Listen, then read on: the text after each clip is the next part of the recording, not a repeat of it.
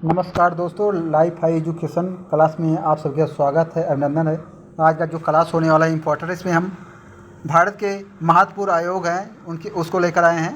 चलो शुरुआत करते हैं। भारत का परमाणु आयोग 1948 में स्थापना हुआ। परमाणु ऊर्जा विभाग के अंतर्गत कार्य करता है।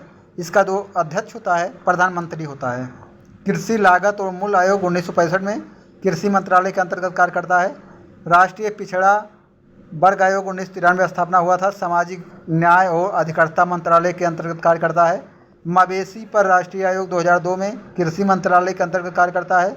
भारतीय प्रतिस्पर्धा आयोग 2003 में, राष्ट्रीय सांख्यिकी आयोग 2005 में सांख्यिकी और कार्यान्वयन मंत्रालय के अंतर्गत कार्य करता है।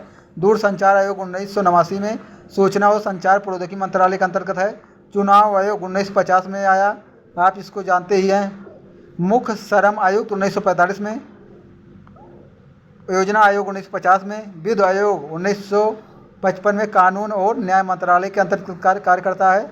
वित्त आयोग 1951 में, भारत का राष्ट्रीय मानवाधिकार आयोग 1993 में स्वायत्त वैधानिक निकाय है। विश्वविद्यालय अनुदान आयोग 1953 में आया। MHRD के अंतर्गत है। मानव संसाधन विकास मंत्रालय इस समय शिक्षा मंत्रालय कर दिया गया है। राष्ट्रीय शिक्षा नीति 2020। सतर्कता आयोग 1964 में सथात्मक नामक कमेटी बैठक हुई थी, उसमें किया गया था।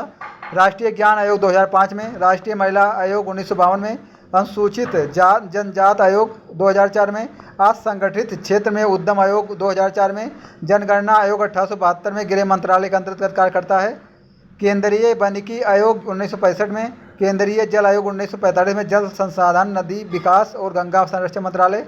इलेक्ट्रॉनिक आयोग 1971 में, ऊर्जा के अतिरिक्त स्रोतों के लिए आयोग 1981 में, राष्ट्रीय बाढ़ आयोग 1976 में, जल संसाधन नदी विकास और गंगा संरक्षण मंत्रालय। भारत बांग्लादेश संयुक्त आयोग 1972 में, खादी और ग्राम उद्योग आयोग इम्पोर्टेंट है 1957 में, सूक्ष्म लघु और मझौले उद्यम मंत्रालय MSME के अंतर्गत।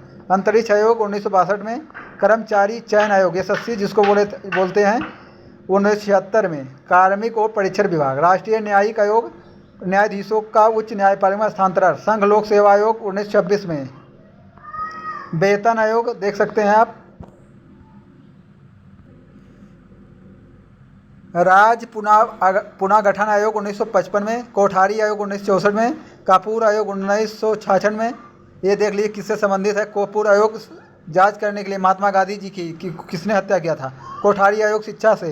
राज्य पुनर्गठन आयोग आप राज्य से संबंधित। खोसला आयोग सुभाष चंद्र की मृत्यु से 1970 में। मंडल आयोग 1989 में पिछड़ा वर्ग आयोग के लिए किया गया था। देश की आबादी का 52%। सरकारी आयोग 1983 में इम्पोर्टेंट है, हमेशा PCS में एक क्वेश्चन रखा जाता है केंद्र और राज्य के बीच। मुखर्जी आयोग 2005 में, 1945 में सुभाष चंद्र बोस की मृत्यु की जांच के लिए। नानावती आयोग 2000 में, 1984 के सिख विरोधी दंगों की जांच के लिए। नरेंद्र आयोग 2000 में, राज्य की सार्वजनिक सेवाओं में पिछड़े वर्गों का प्रतिनिधित्व का अध्ययन और रिपोर्ट। राष्ट्रीय आयोग संविधान की कामकाज की समीक्षा करेगा 2000 में। चुनाव में बदलाव। नानावती शाह आयोग 2005 में, गोदरा ट्रेन जलने की घटना। मोदी जी उस समय वहाँ के मुख्यमंत्री थे। धार्मिक और भाषाई अल्पसंख्यक आयोग 2004 में। लिब्राहन आयोग बाबरी मस्जिद विध्वंस से 1992। शाह आयोग 1977 में, भारतीय आपातकाल इंदिरा गांधी जी के शासनकाल में जब लगा था उसके से संबंधित है। केंद्रीय सूचना आयोग 2005 में, केंद्रीय सतर्कता आयोग 1964 में। ये आप सब पढ़ चुके हैं। इसमें जो नया आएगा, राष्ट्रीय सांख्यिकी आयोग 2005 में,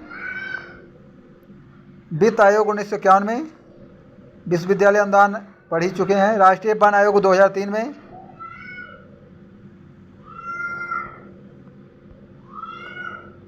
प्रशासनिक सुधार आयोग ये इंपॉर्टेंट 1966 में आया था। UPSC के बारे में हम सब पढ़ चुके हैं। ये सब भी फिर से रिवीजन हो रहा है। राज्य पुनर्गठन आयोग ये सब देखिए जितने हैं ये रिपीट हो गया है। ठक्कर आयोग इंदिरा गांधी की हत्या के समय। फोकन आयोग तहलका टेप विवाद के मद्देनजर भ्रष्टाचार के आरोप की जांच करने के लिए।